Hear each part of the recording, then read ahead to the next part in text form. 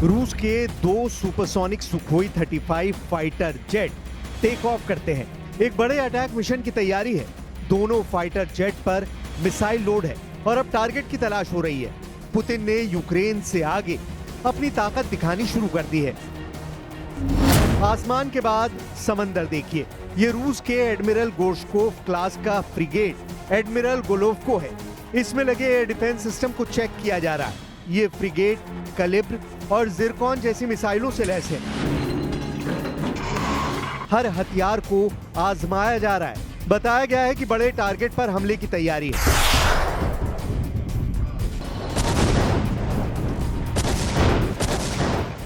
उधर जमीन पर पुतिन ने अपनी onyx anti ship cruise missile को लॉन्च करने की तैयारी कर ली है। यह मिसाइल 800 किलोमीटर तक वार करती है। पुतिन ने अमेरिका और नेटो को अपना पंजा दिखा दिया है। पुतिन के पंजे की ताकत को अमेरिका और नेटो डिकोड कर रहा है। पुतिन के पंजे की पहली उंगली में है उसकी एयर पावर, दूसरी में है उसकी नौसेना, तीसरी उंगली में रूस की मिसाइल पावर है, चौथी उंगली में ईरान है जिसकी तरफ से पुतिन को ड्रोन और मिसाइल सप्लाई तेज करने का दावा किया गया है। रूस की पांचवी उंगली का मतलब है शी जिनपिंग यानी चीन।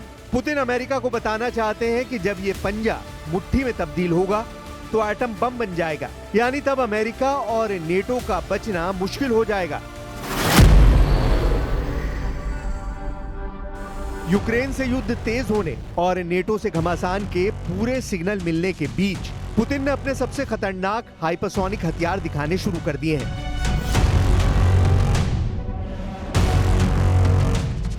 पहली है जिरकॉन मिसाइल। बैरेंट्स सागर में इस मिसाइल को दागकर पुतिन ने बता दिया है कि नेटो के अगले कदम के लिए वो खुद जिम्मेदार होगा, क्योंकि फिर पुतिन की ये मिसाइल युद्ध का फैसला करेगी। दूसरी है Kinjal missile. MiG 31 fighter jet पर इस मिसाइल को दिखाकर पुतिन बता रहे हैं कि समंदर के साथ आसमान से भी हाइपरसोनिक रफ्तार से मौत बरसेगी।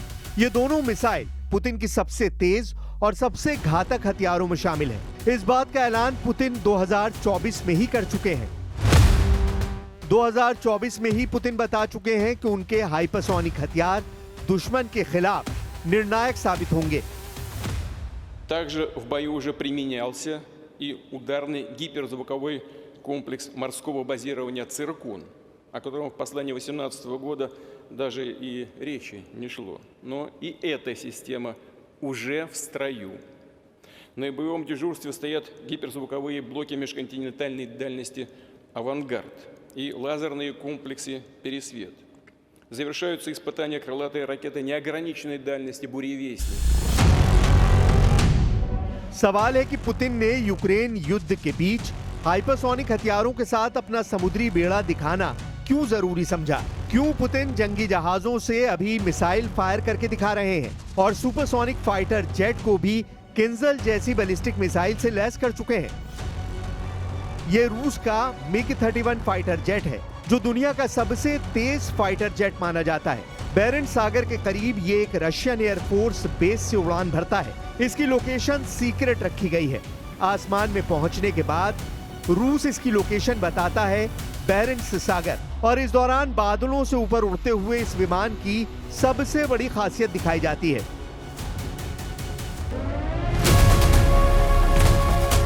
किंजल मिसाइल अब मिग 31 का सबसे खतरनाक हथियार बन चुकी है। ज़पाद युद्ध अभ्यास के दौरान पुतिन ने इस विमान को नेटो देशों के आसपास उड़ाकर बता दिया है कि जब भी मौका आएगा उनका fighter jet hypersonic Kinjal missile को फायर करने के लिए तैयार रहेगा। अब देखिए बाल्टिक देशों के बीच रूस के एक हिस्से कालिनग्राद में क्या हो रहा है।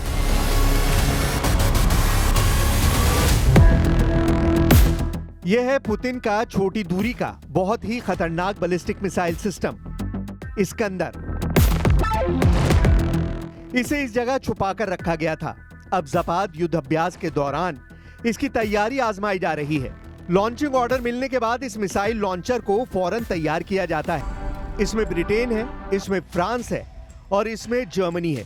ये तीनों देश कह रहे हैं कि हमें किसी भी इमरजेंसी के लिए तैयार रहना होगा। इनमें भी केयर स्टारमर और इमैनुअल मैक्रोन सबसे ज्यादा सक्रिय हैं, जबकि जर्मनी ने कहा है कि वो यूक्रेन में सेना नहीं भेजेगा। इटली की प्रधानमंत्री जॉर्जिया मेलोनी ने भी साफ कहा है कि वो यूक्रेन में फौज नहीं भेजेंगी। हालांकि वो यूक्रेन के बाहर जेलेंस्की की फौज को ट्रेनिंग देने के लिए तैयार है। यूरोप यूक्रेन को बचाना चाहता है, लेकिन सवाल है कि क्या वो खुद पुतिन के गुस्से से बच पाएगा।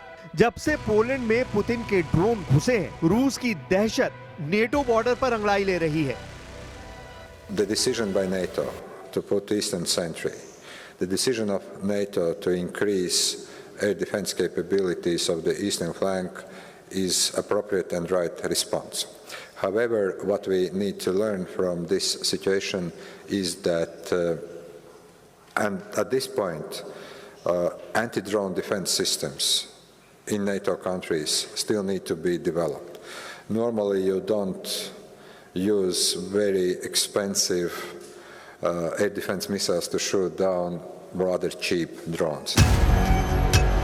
यूरोप के खौफ को देखकर अमेरिका क्या करने जा रहा है, इसे लेकर यूरोप के कैंप में कुछ साफ नहीं है। या फिर इन सबको यकीन हो गया है कि अमेरिका अब अपने दम पर कुछ ज्यादा करना नहीं चाहता। वैसे यूरोप इस बात से घबराया हुआ है कि कहीं डोनाल्ड ट्रंप अब यूक्रेन को रूस के सामने सरेंडर करने के लिए साफ शब्दों में अल्टीमेटम न दे दे। हालांकि व्हाइट हाउस में यूक्रेन पर मीटिंग करने के बाद ट्रंप ने कहा है कि यूक्रेन को अब अमेरिका से पेट्रियट डिफेंस सिस्टम के लिए मिसाइल भी मिलने जा रही है। ये वादा ट्रंप कर चुके हैं कि वो यूक्रेन को बचाने के लिए जेलेंस्की को पेट्रियट मिसाइलों की सप्लाई फिर शुरू करेंगे। हालांकि इसका बिल यूरोप भरेगा, यानी ये हथियारों वाली मदद नहीं बल्कि अमेरिका के लिए एक डिफेंस डील होगी जिसकी कीमत जेलेंस्की को भी चुकानी पड़ेगी। And you know, I stopped 7 wars. I thought this was going to be an easy one for me, but this has turned out to be tough. The hatred between Zelensky and Putin is unfathomable. Do you still believe that they will talk? That they will have a... I don't know. I think I'm going to have to do all the talking. They hate each other. When do you think that will take place? I don't know. Relatively soon. Has any of the NATO We're going to get members- it worked out one way or the other, but relatively soon. Has any of the NATO They hate members each other started- so much they can't breathe. So I'm going to have to get involved. Putin के तेवर को समझना है तो रूस के चीन और उत्तर कोरिया से नजदीकी को समझना पड़ेगा। जब से पुतिन शंघाई सहयोग संगठन की मीटिंग से लौटे हैं, उनका जोश काफी हाई है। चीन और उत्तर कोरिया के साथ उनके गठजोड़ ने यूक्रेन के अलावा नेटो में भी दहशत पैदा कर दी है। इसलिए पुतिन ने अमेरिका और नेटो को अपना पंजा दिखा दिया है। पुतिन के पंजे की ताकत को अमेरिका और नेटो डिकोड कर रहे हैं। पुतिन के पंजे की पहली उंगली में है उसकी एयर पावर, दूसरी में है उसकी नौसेना, तीसरी उंगली में रूस की मिसाइल पावर है, चौथी उंगली में ईरान है जिसकी तरफ से पुतिन को ड्रोन और मिसाइल सप्लाई तेज करने का दावा किया गया है। रूस की पांचवी उंगली का मतलब है शी जिनपिंग यानी चीन। पुतिन अमेरिका को बताना चाहते हैं कि जब ये पंजा मुट्ठी में तब्दील होगा तो एटम बम बन जाएगा, यानी तब अमेरिका और नेटो का बचना मुश्किल हो जाएगा। पुतिन की नौसेना इस वक्त कई इलाकों में एक्टिव है। जुलाई से सितंबर तक 3 महीनों के अंदर पुतिन ने समुद्री तहलका मचा दिया है और अब बेलारूस के साथ पार्टनरशिप में पुतिन ने नेटो के सामने करो या मरो के हालात पैदा कर दिए हैं। Мы находимся на завершающей стадии проведения совместных стратегических учений «Запад-2025», который является венцом или основой подготовки войск Республики Беларусь и Российской Федерации.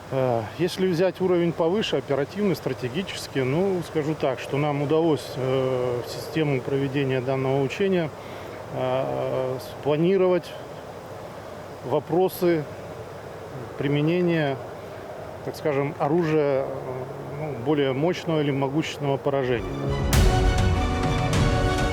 ज़पाद युद्ध अभ्यास में अपनी नौसेना को एक्टिव करने वाले पुतिन के इरादों को लेकर व्हाइट हाउस से लेकर यूरोप की हर राजधानी में सवाल उठ रहे हैं, क्योंकि पुतिन की जंगी फॉर्मेशन में पनडुब्बी भी है, इसमें बॉम्बर विमान भी हैं जो हजारों किलोमीटर दूर जाकर परमाणु अटैक कर सकते हैं। इसमें टोही विमान भी हैं जो दुश्मन की नौसेना का सैकड़ों किलोमीटर दूर से पता लगा लेते हैं, और इसमें लॉन्ग रेंज मिसाइल फायर करने वाले जहाज भी हैं जो हजारों किलोमीटर दूर से तबाही मचा सकते हैं।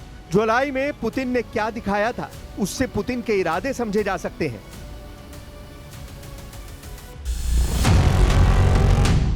प्रशांत महासागर, आर्कटिक महासागर, बाल्टिक सागर और कैस्पियन सागर, दुनिया में इन 4 इलाकों में पुतिन ने बहुत ही खतरनाक युद्ध अभ्यास किया और इसका नाम रखा है जुलाई स्टॉर्म, यानी जुलाई का तूफान। जुलाई में पुतिन ने ऐसे तूफान का इशारा दिया था और इसकी धमक दुनिया के सबसे बड़े पावर सेंटर यानी अमेरिका तक सुनाई दी।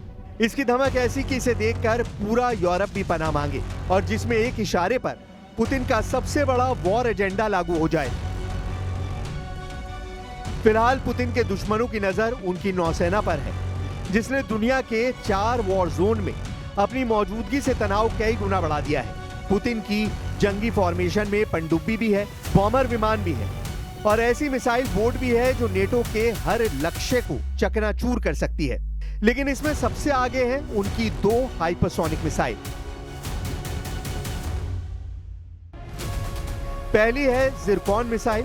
बैरेंट सागर में इस मिसाइल को दागकर पुतिन ने बता दिया है कि नेटो के अगले कदम के लिए वो खुद जिम्मेदार होगा, क्योंकि फिर पुतिन की ये मिसाइल युद्ध का फैसला करेगी। दूसरी है केंजल मिसाइल। MiG-31 फाइटर जेट पर इस मिसाइल को दिखाकर पुतिन बता रहे हैं कि समंदर के साथ आसमान से भी हाइपरसोनिक रफ्तार से मौत बरसेगी। ये दोनों मिसाइल पुतिन की सबसे तेज और सबसे घातक हथियारों में शामिल है। इस बात का ऐलान पुतिन 2024 में ही कर चुके हैं। ये दोनों मिसाइल पुतिन का ट्रम्प कार्ड कही जा रही हैं। इनका जवाब पूरे नेटो के पास नहीं है। ये लॉन्च होंगी तो समझ लीजिए कि नेटो उन्हें नहीं रोक पाएगा। ये बात ट्रम्प और उनके यूरोप वाले दोस्त बहुत अच्छी तरह जानते हैं। उन्होंने ज़पात में न सिर्फ इन मिसाइलों का ट्रेलर देखा है, बल्कि पुतिन का इरादा भी बहुत अच्छी तरह डिकोड कर लिया है।